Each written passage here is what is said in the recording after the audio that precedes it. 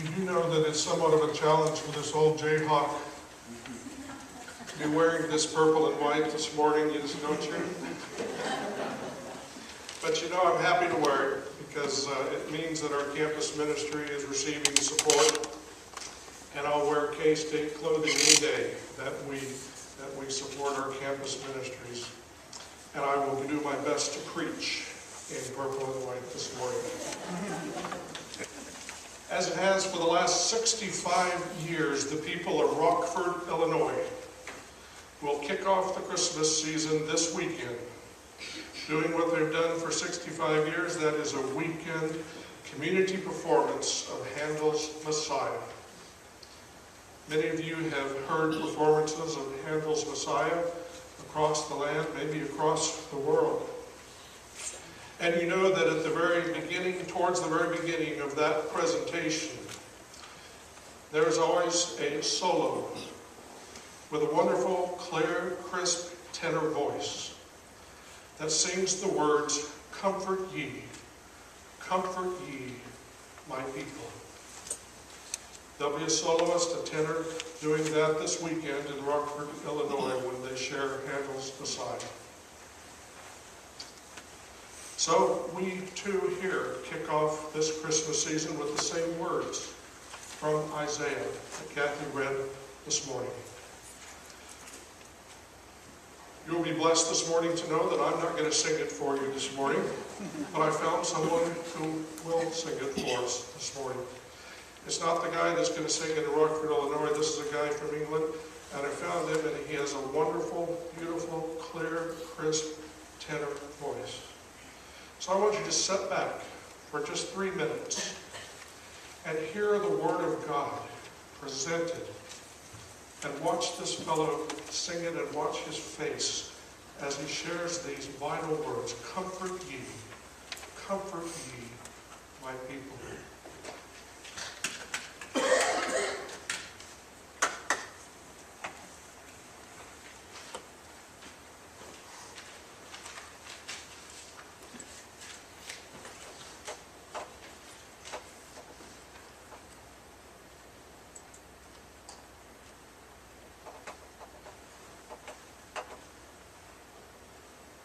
This is comfort ye, and these wonderful words of the prophet Isaiah. Story.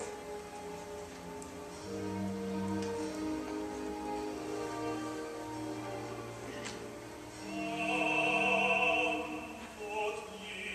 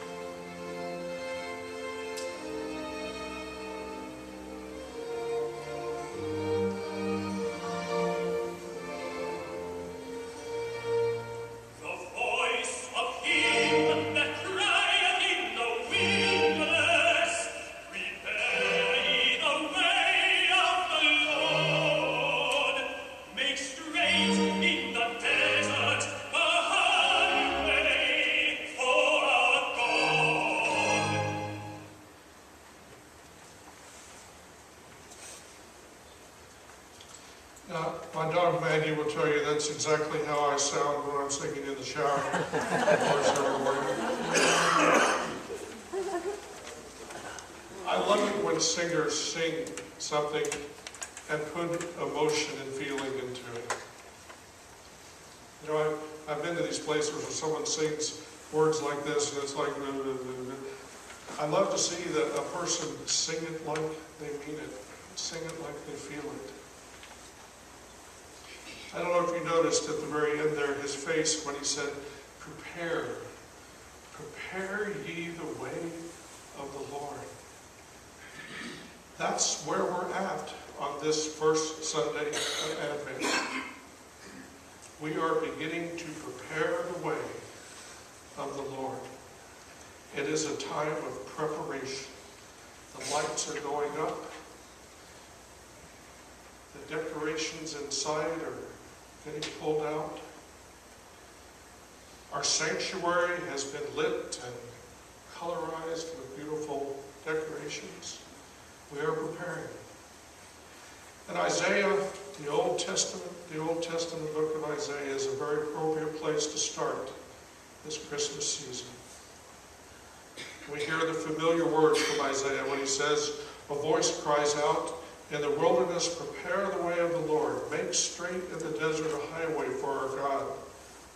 Then the glory of the Lord shall be revealed, and all people shall see it together, for the mouth of the Lord has spoken. The highway, the road, the path that we are on is being prepared. Something and someone is coming. And it's about time for the Hebrew people, according to Isaiah. As I shared with the children this morning, they had been through a time of calamity, of captivity. It has been a horrible existence for them. For them, Isaiah's words are ecstatic. They are fearful and they are despairing, and they hear these words. Just like in the clip I showed the children, just as those ancient people began to sense that something good was coming down the road, like them, we can count on that happening because, as Isaiah says, it comes from the mouth of God. The promise is from God. Now, Isaiah is an interesting book. Those of you that have studied Isaiah know that most scholars have agreed by this time that Isaiah was probably written by two different persons under the name of Isaiah. That happens in Scripture. The first 39 verses probably written by one person, the last 15 verses written by another. One of the reasons, and this is just one of the reasons that we've determined it's probably two writers, is that the words in the first 39 verses are so different. They're so much more full of judgment and condemnation for a nation and a people's sin. We see the same in the Old Testament book of Jeremiah and Ezekiel. But then in the last 15 chapters of Isaiah, we see wonderful words of grace and much less condemnation and accusation of those who have sinned. It is from the same chapter that Kathy read this morning, chapter 40, that we find other comforting words that I share fairly regularly, and I fairly regularly share these at services of death and resurrection. We hear Isaiah say, I will lift you up on eagle's wings. You shall run and not be weary. You shall walk and not faint. Isaiah offers those words of comfort and hope and joy, and then reminds the reader that that hope and that comfort and joy will never fail because it comes from God. God offers regular and constant grace in the midst of our shortfalls. Philip Yancey argues in his book, a wonderful book called What's So Amazing About Grace, he says the church is the only institution in the world that has been entrusted with the message of grace. Think about that for a moment. The only institution in the world that has been entrusted specifically with the message of grace. It is our mandate to declare good news to the world, to declare it, to invite people into it, and to develop a movement, a parade, if you would. A parade of grace and joy and peace and comfort to a people who are weary. A parade that will attract the multitudes. And Isaiah reminds us that it's no one less than God who is coming in that parade. And through God incarnate, Jesus Christ, the world and lives will be changed because of that. And God is not coming with swords and chariots or judgment or wrath, but God is coming in a parade. And it's our job to prepare the way for that parade. And then to join in to the parade. I love a parade. So said Harold Arlen back in the 1930s. Some of you remember that song, don't you? I love a parade. The tramping of the feet. I love every beat I hear of a drum. I love a parade when I hear a band. I just want to stand and cheer as they come. That's where we're at on this first Sunday of Advent. The parade is coming. We're at that point, you know that point in a parade where you're standing there and you look down the street and there down the street are the flashing lights of the police motorcycles and the flags and the grand marshal and the folks that are leading off the parade.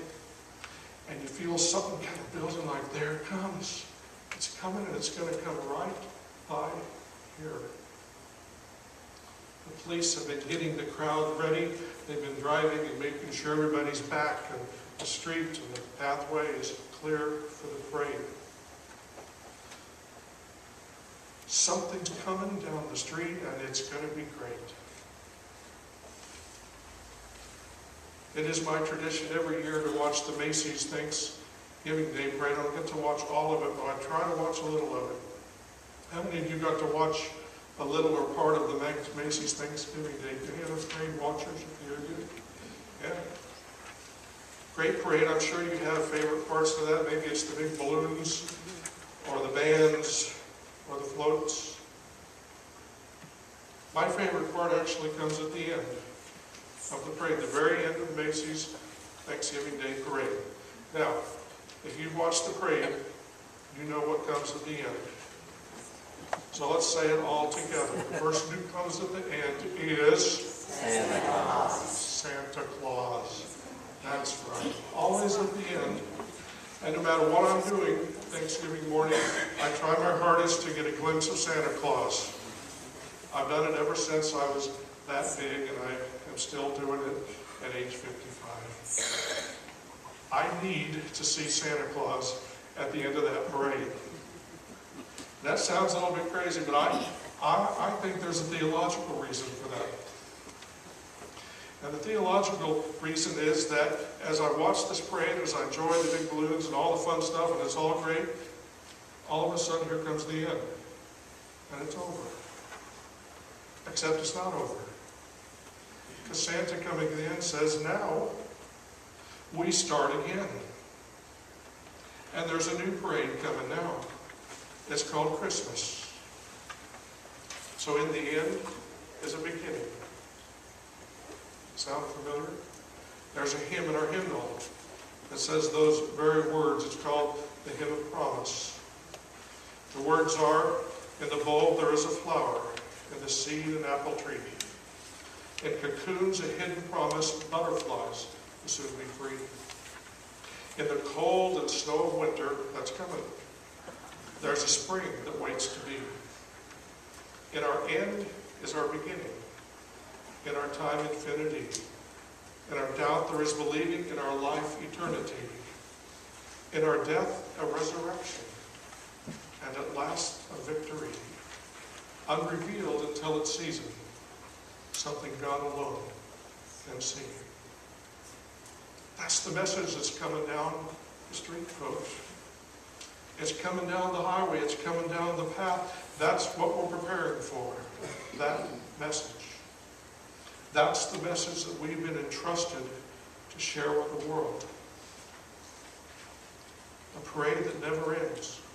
A parade that offers hope and joy and love in the midst of tough times, whether they be personal tough times or worldwide tough times. We are quite honored to be able to share that message that God has entrusted with us. And we are the ones to share it for the world in need. This is a parade that invites us to join in, to throw confetti, to shout, to walk along, to stand by the sides and shout. Isaiah says that all people are going to participate in this. All people are going to line the parade route and throw confetti. The exiled and the lost will gather. God will lead the parade, Isaiah says, carrying babies in each arm, with beaming parents following behind, and families who are worried, families who are struggling, people who are anxious, people who are fearful, people who are depressed, out of work, facing uncertainty, couples who are struggling to revive their relationships, the fearful, the worried, the confused, all will walk behind God who carries hope in his arms and shouts and sings at the top of his lungs, when you believe there will be miracles, and they're coming.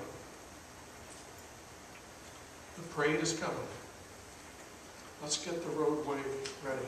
The roadway of our world and the roadway of our hearts.